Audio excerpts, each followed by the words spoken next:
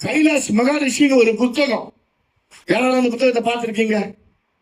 சாது சுந்தர் சிங் எழுதின புத்தகம் கைலாஷ் மகாரிஷி. அந்த புக்கை பார்த்திருக்கீங்களா?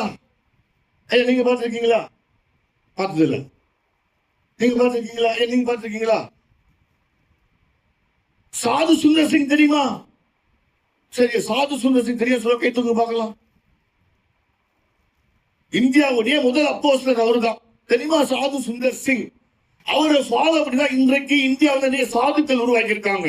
சாது செல்வராஜன் பேர் வைக்கிறாங்க. சாது சாது யாரெல்லாம் பேர் வச்சிருக்காங்களோ அந்த சாது சுந்தர் சிங்கை பார்த்து தான் அவங்க பேர் வச்சிருக்காங்க. ஏன்னா அவர் தான் இந்தியன் ஃபர்ஸ்ட் அப்போஸ்தலர் தெரிஞ்ச அவர் தான் முதல் தேவ மனுஷன். அவர் ஒரு முறை அந்த கைலாஷ் மகரிஷி பார்த்தார். அந்த கைலாஷ் மகரிஷி யாருன்னு கேட்டீங்கன்னா 500 ஆண்டுகளுக்கு மேலாக இந்த பூமியில வாழ்ந்து இமயமலையில 500 ஆண்டுகள் மேல ஜபத்திலே காத்திருந்தவர்.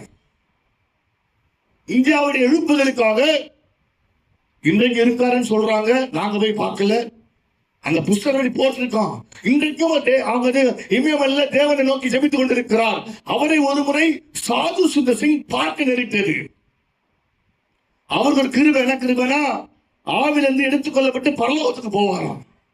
அந்த பரலோகத்துக்கு போயிட்டு அங்க இருக்கிற செத்து போன மரித்து போன எல்லா பரிசுத்தரையும் பார்க்கக்கூடிய ஒரு கிருபை பெற்றவர் இந்த யாரு?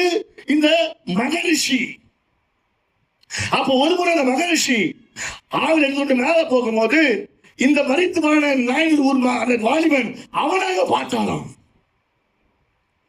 அவனை பார்த்து கேட்டாராம், தம்பி நீ பூமியில இருந்த போது நீ செத்து போய் திரும்ப பூமிக்கு வந்திய, எப்படி உன் அனுபவம் இருந்துச்சு கேட்கலாம். அவன் சொன்னானா, ஐயா நான் மரித்த போது அதற்கு முன்பாக என் வாழ்க்கையில நான் பாவத்தை செலவிட்டேன்.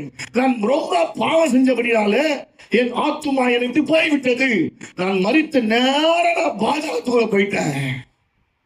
அங்க போனா மிகுந்த இருள், அங்க போனா பயங்கரமான சூழ்நிலை, அங்க யாரும் பார்க்க சகிக்கல, பயங்கரமான இருள், யாரையும் பார்க்க முடியல, பார்த்தா ஒரே பயம், ஒரே வேதனை, ஒரே துக்கம் என்று சொல்லி அவன் புலம்பிக் கொண்டது ஒன்றுதான். அவங்க தாய் ஜெபிக்க ஆரம்பிச்சாங்க. ஆண்டவரே என் பிள்ளையை மறித்து சொல்லி அவள் ஜெபிக்க ஜெபிக்க அழுது அழுது அழுது ஜெபிக்க ஜெபிக்க இந்த ஜெபத்தை கேட்ட இயேசு நேரம் பாலம் போயிட்டான். சொன்னாரா, நீ செஞ்ச பாவம் உன்னை சும்மா விடல, நீ பாவம் வந்துட்ட. ஆனா அந்த பாவத்தை காட்டிலும் உங்க அம்மாவோட கண்ணீர் ஜெபம் நான் கேட்டபடினால நான் ஒரு விடுவிக்க வந்திருக்கிறேன்.